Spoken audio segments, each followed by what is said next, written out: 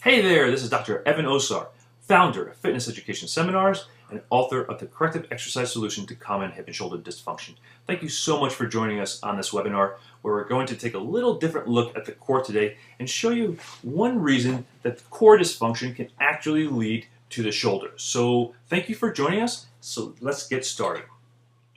We know a lot of our clients present to us with shoulder pain and dysfunction, and common postural issues such as the upper and lower cross syndrome, as in my patient here to the right, and common trigger points and shoulder problems, as this woman is pointing to in the left image. Again, in our older population, we tend to see more of the upper cross syndrome, designated by the forward head position, forward shoulder position, and upper thoracic kyphosis. This woman represents more of our younger population and athletic population where they have actually thoracic extension, lower cervical spine flexion. Again, two different representations of very classic stabilization issues with the core. We know these postures can lead to the forward shoulder, and the forward shoulder can create a host of problems and commonly lead to shoulder impingement problems of the rotator cuff and subacromial bursa. It can lead to bicipital tendinopathies where we get wear and tear of the bicipital tendon as a humeral head comes forward on the biceps tendon, and we can create neck problems because, again, the levator scapula and rhomboid, the levator scapula attaching from the superior angle up into the upper cervical spine, and the rhomboids attaching from the medial border of the scapula into the lower cervical spine and upper thoracic spine, can shear and pull on the spine, creating neck problems and essentially shoulder problems as a result of that.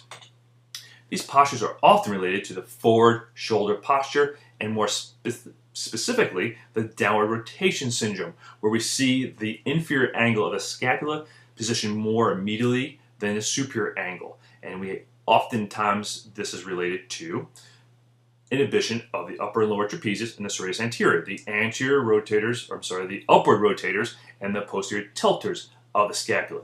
So again, when the client goes into a loaded position, we'll see dysfunction of the scapulothoracic articulation, and then we'll see compensations through the entire spinal region of the cervical spine and thoracic spine, and oftentimes all the way down into the lumbar spine.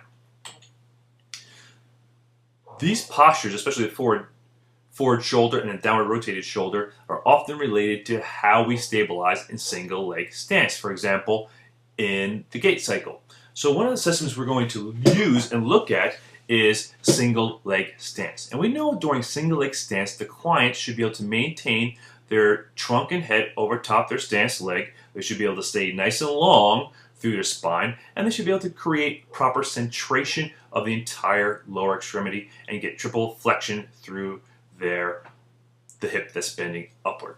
However, in clients who have thoracolpelvic core stability issues, they have poor stability in the standing leg or single leg stance. And we see in my patient here that came in with low back pain, you see the overactivation of the lats on his right side, and we see overactivation of the lumbar erectors and side bending in an attempt to create stability in single leg stance. Another common sign we'll see is we'll see the hip gripping and hollowing in his hip. So it's hard to see with his genes, but you can sort of make out the hollowing. And if you as I palpated his hip within the femoral, or this femoral head within the acetabulum, I found a forward hip position. So again, this is a real common posture in people that are unstable. Another common posture that we see in clients that have poor core stability is we'll see overactivation of the abdominal wall as they go into single leg stance. And we'll also see a depression and anterior position of the shoulder as the shoulder girdle tries to compensate for trunk stability. So we'll see the abdominal wall, you'll see the flexion here, and we'll see the depression and anterior position of the shoulder to help create better proximal stability of the thoracolpelvic canister. So what are we going to do? Well, first thing we're going to have to do is release stiff myofascial structures. And when I say release, you can use any sort of technique. You can use a foam roller, you can use fascial stretching. I prefer to use neurological techniques because most of these myofascial restrictions we see in our clients aren't soft tissue contractures, or they are, I should say, but they're neurologically driven. So, which means that the body's upregulating these muscles to create stability. So you don't need to do a lot of soft tissue, aggressive soft tissue work or myofascial or foam rolling to get these structures to release. What we can do is do a very light contract, relax patterning to help the client actually get out of this pattern. So in this position, I'm tractioning lightly on the client's arm, and my left hand is creating some anterior to posterior force. Again, this is all very light. And what I'll have the client do is push lightly up into my hand and take a deep breath in.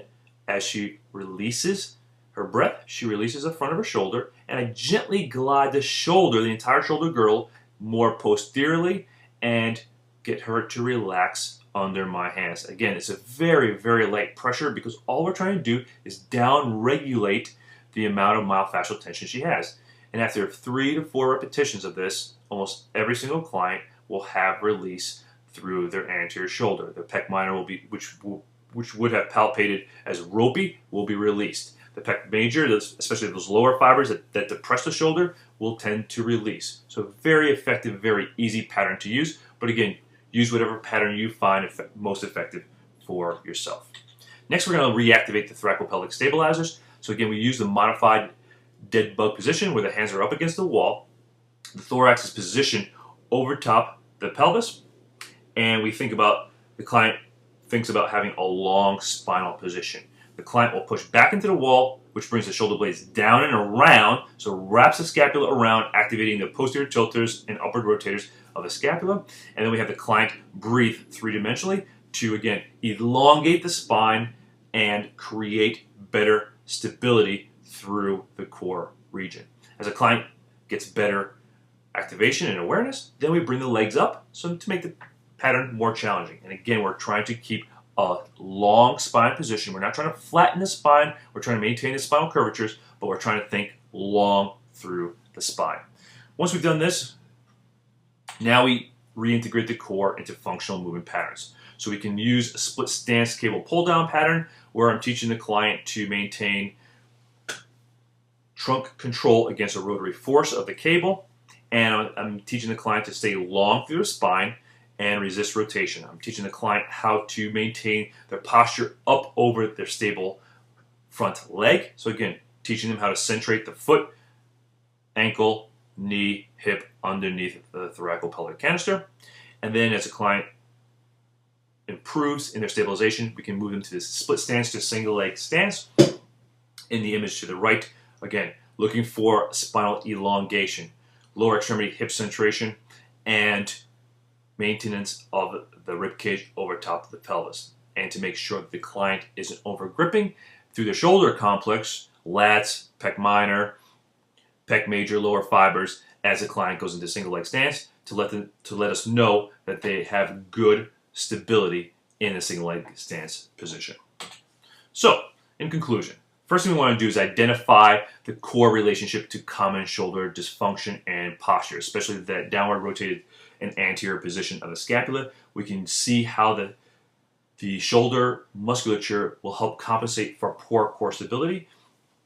Next, we'll give them a strategy to improve how they stabilize the thoracolpelvic canister by incorporating three-dimensional breathing, core activation, and spinal elongation and scapular repositioning to create better alignment and along with proper core stability.